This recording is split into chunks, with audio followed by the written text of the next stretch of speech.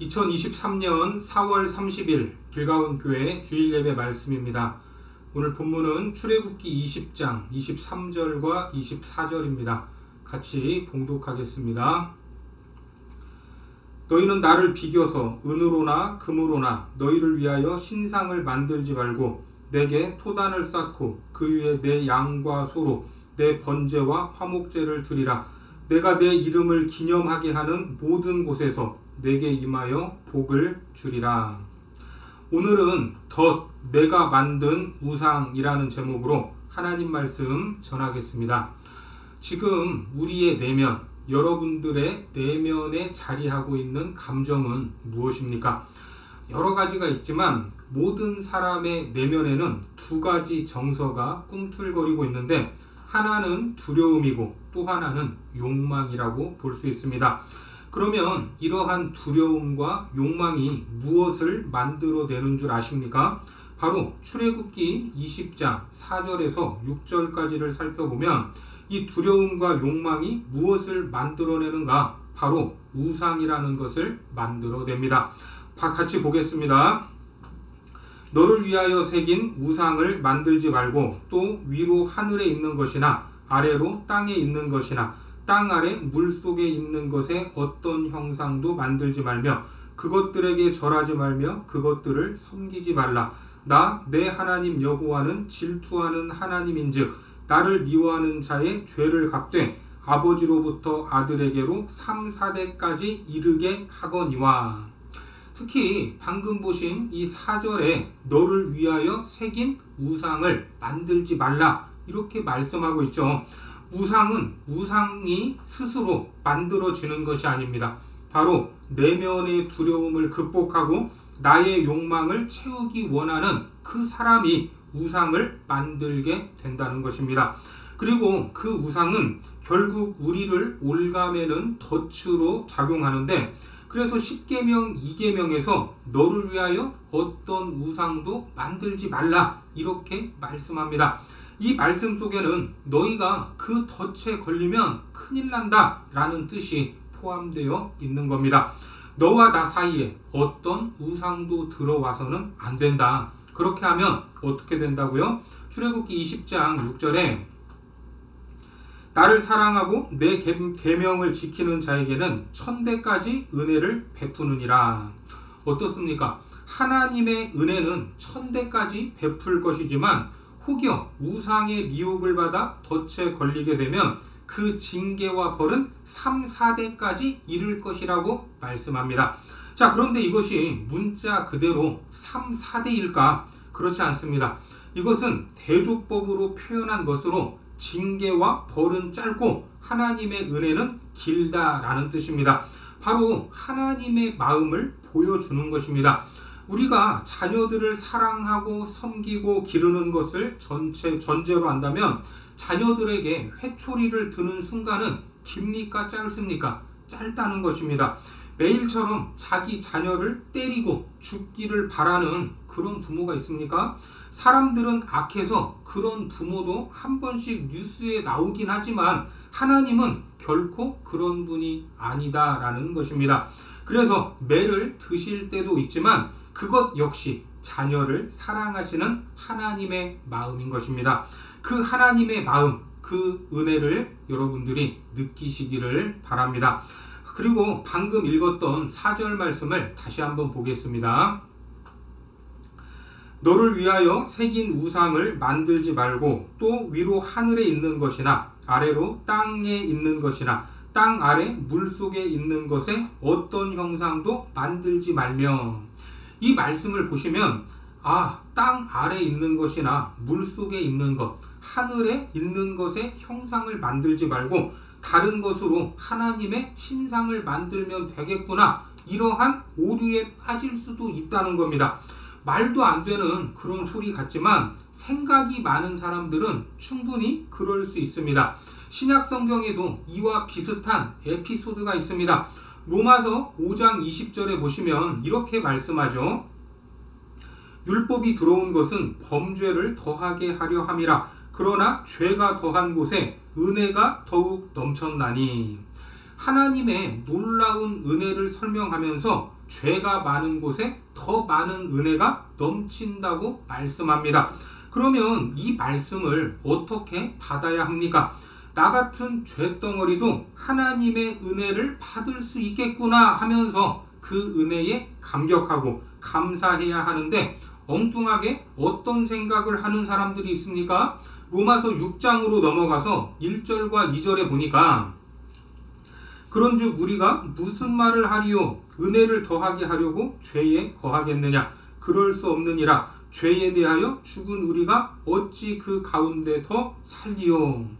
죄가 많은 곳에 은혜가 넘친다라고 말하니까, 그래? 그러면 더 많은 은혜를 받으려면 죄를 많이 지으면 되겠네? 이러고 있었던 것입니다.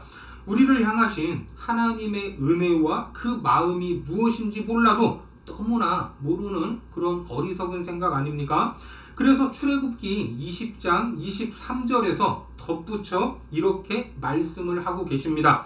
나를 위하여 어떤 신상도 만들지 말라, 이렇게 하죠. 23절 같이 봅니다. 너희는 나를 비교서 은으로나 금으로나 너희를 위하여 신상을 만들지 말고, 하나님을 시각화하지 말라라는 말씀입니다. 사실 하나님은 우리가 볼 수 있는 분입니까? 못 보는 분입니까? 그렇죠. 하나님은 우리가 볼 수 있는 그런 분이 아닙니다. 또 우리가 만들어낼 수 있는 분도 아닙니다. 그런데 왜 하나님께서는 나를 빚어서 아무 신상도 만들지 말라 이렇게 말씀을 하셨을까? 분명히 그 이유가 있습니다. 그 이유 중에 지금까지 말씀드리지 않은 또 한 가지 이유를 말씀드리면, 우상을 만들지 말라고 해서 이것 때문에 열심히 믿는 사람들 중 일부는 다른 종교의 우상들에게 빨간 페인트를 끼얹는 경우가 있습니다. 그리고 우리나라 전통으로 내려오는 단군상에 목을 자르는 경우도 있었습니다. 심지어는 어느 사찰에 들어가서 불상을 향해 손을 들고 기도하다가 사회적인 물의를 일으킨 적도 있습니다. 그리고 예수 믿는 집안에는 어떠한 형상도 있으면 안 된다라고 하면서 심지어 아이들이 가지고 노는 인형을 버리기도 했습니다.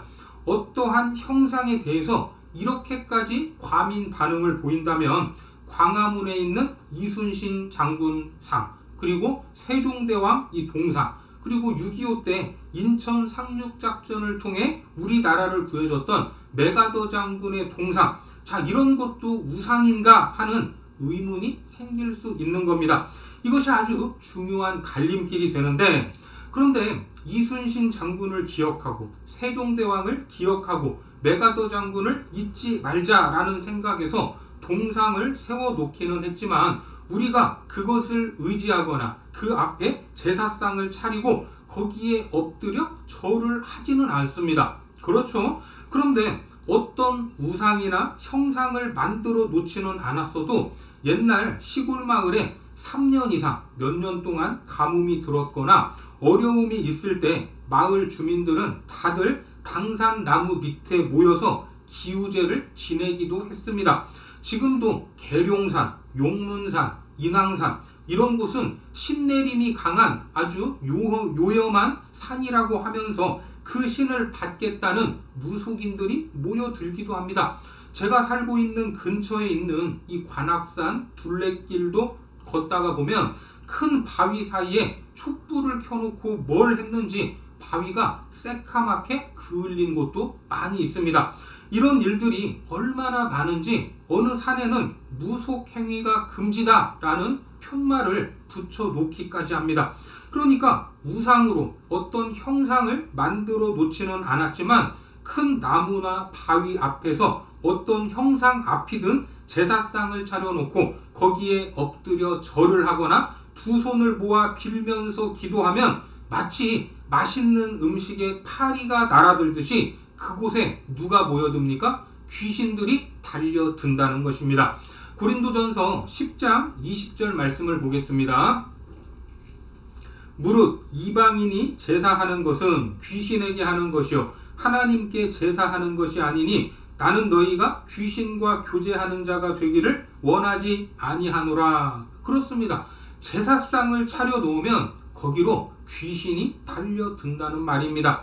그것이 나무든 바위든 어떤 형상이든 제사를 하는 장소에는 아예 귀신이 떠나지 않고 노숙자처럼 항상 모여있다 하는 것을 알아야 합니다.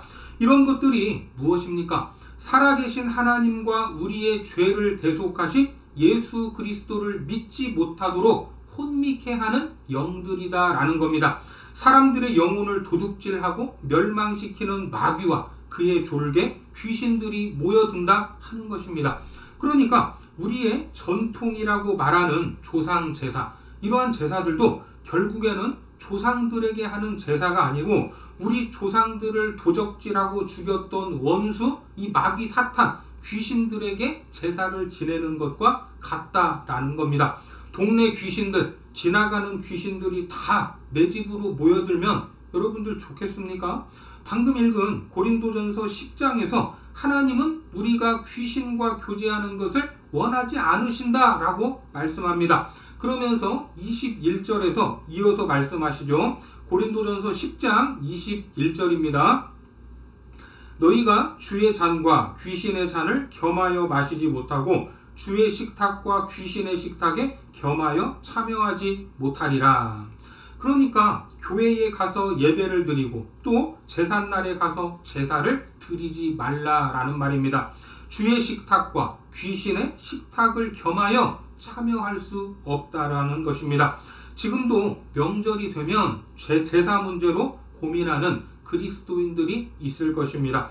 부모님이 예수를 안 믿고 형제들 중 절반 이상이 예수를 안 믿는 집에 내가 시집을 갔을 때 명절을 맞이하는 이 며느리들 얼마나 곤란하겠습니까?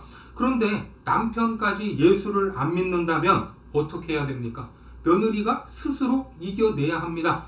어머니, 왜 이렇게 정성을 들여서 제사상을 차리십니까? 그럼 어머니가 뭐라고 할까요? 남들이 다 하니까, 조상적부터 해오니까 나도 하는 거지, 무슨 이유가 있냐, 이렇게 말할 겁니다. 어머니 진짜 마음은 이 제사를 통해서 자녀들이 잘 되라고 하는 거 아닙니까? 그런데 이 방법은 유교의 제사법입니다. 그런데 어머니, 저는 유교도가 아니라 살아계신 하나님을 섬기는 하나님의 자녀입니다.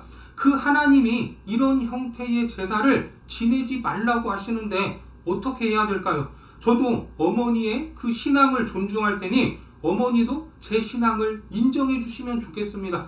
저는 앞으로 명절이든 제삿날이든 차례가 끝난 뒤에 오겠습니다. 이렇게 선언을 해야 됩니다. 그리고 그 뒷일은, 뒷설거지는 이 며느리가 책임을 지겠습니다.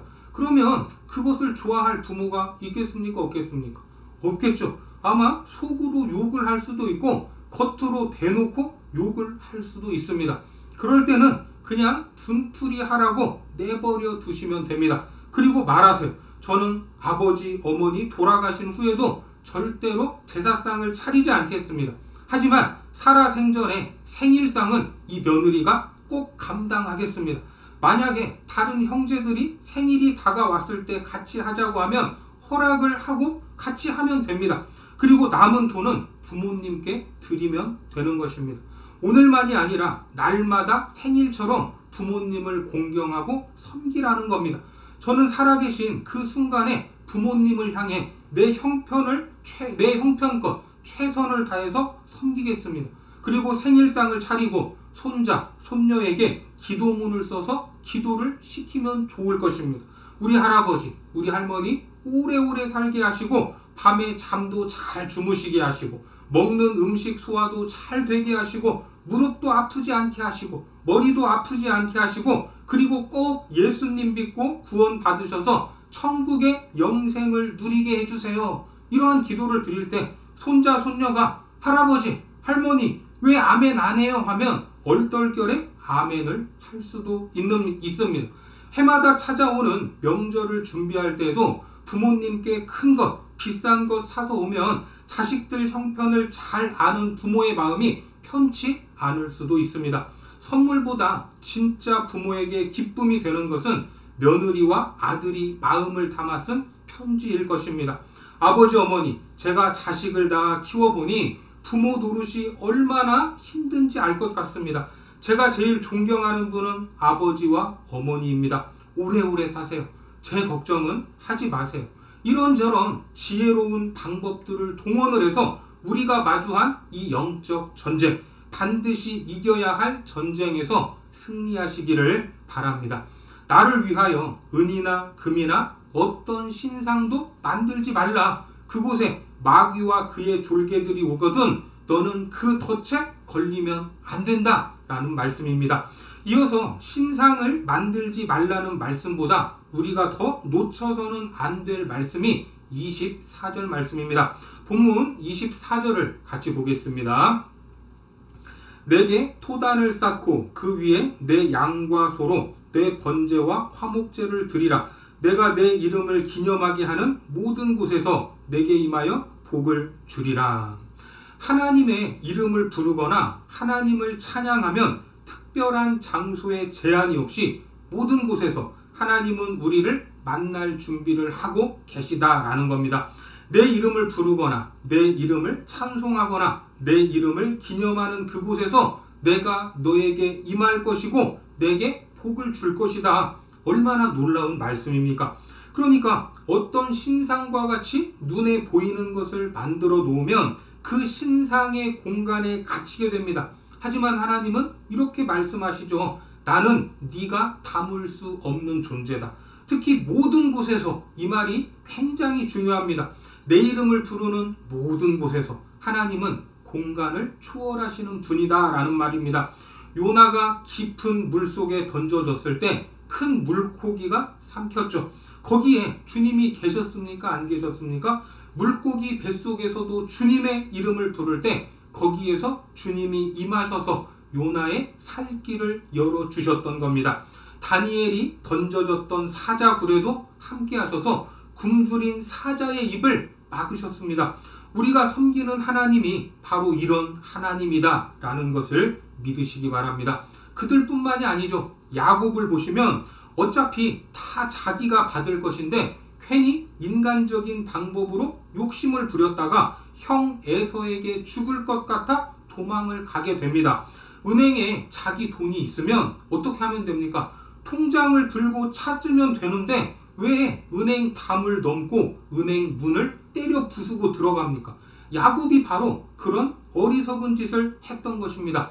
그리고 도망을 가는데 누가 봐도 어리석고 얄미운 행동 아닙니까? 그런데 그렇게 도망을 가다가 돌베개를 자고 있는 거기에 누가 찾아가셨습니까? 주님께서 찾아가셨다는 겁니다. 창세기 28장 15절을 보겠습니다. 내가 너와 함께 있어 내가 어디로 가든지 너를 지키며 너를 이끌어 이 땅으로 돌아오게 할지라. 내가 내게 허락한 것을 다 이루기까지 너를 떠나지 아니하리라 하신지라. 이처럼 함께 하시겠다라고 약속해 주셨던 겁니다. 그러므로 이 계명은 이런 뜻입니다. 나를 위하여 어떤 신상도 만들지 마. 그것을 만들고 경배하면 거기에 귀신이 모여들 거야. 그것이 바로 사탄의 덫이야. 하지만 내 이름을 부르고 내 이름을 찬양하는 어떤 곳이든지 내가 그곳에 임하여 너에게 복을 줄 거야. 언제 어디에서나 나는 너를 만날 수 있어. 여러분들 이 말씀을 믿으십니까? 그래서 우리가 즐겨 부르는 찬양 중에 이런 노래가 있습니다. 삶의 시련 속에서 시달리다가 내게로부터 눈을 들어 주님을 보기 시작할 때 그 순간에 주님의 일을 보겠네. 내 작은 마음 그분에게 돌이키기만 해도 내가 너에게 임하여 복을 주리라. 언제 어디에서나 나는 너를 만날 수가 있다 하는 이 말씀을 믿으시기 바랍니다. 그리고 모든 시선을 내 눈에 좋아 보이는 것들이 아니라, 그리고 뭔가를 해준다고 미혹하는 우상이 아니라 오직 주님께로만 우리의 모든 시선을 돌리시기를 바랍니다. 그래서 주님께서 약속한 놀라운 축복들이 우리의 삶에 이루어지고 참된 평안 가운데 거하시는 거룩한 백성들이 되시기를 주님의 이름으로 축원합니다. 기도하겠습니다. 하나님, 우리 안에 두려움과 욕망으로 만들어낸 우상은 없습니까? 그 우상의 덫에 걸리지 않기를 원합니다. 언제나 평안과 만족을 주시는 주님께만 우리의 시선을 돌리게 하셔서 헛된 우상 앞에 고개 숙이지 않게 하시고 우상의 뒤에 있는 마귀를 섬기는 어리석은 자들이 되지 않게 하여 주옵소서. 그리하여 언제나 함께 하시고 좋은 것을 주시는 하나님으로 인해 만족하는 복된 예배자들 되도록 인도하여 주옵소서. 예수님의 이름으로 기도드립니다. 아멘.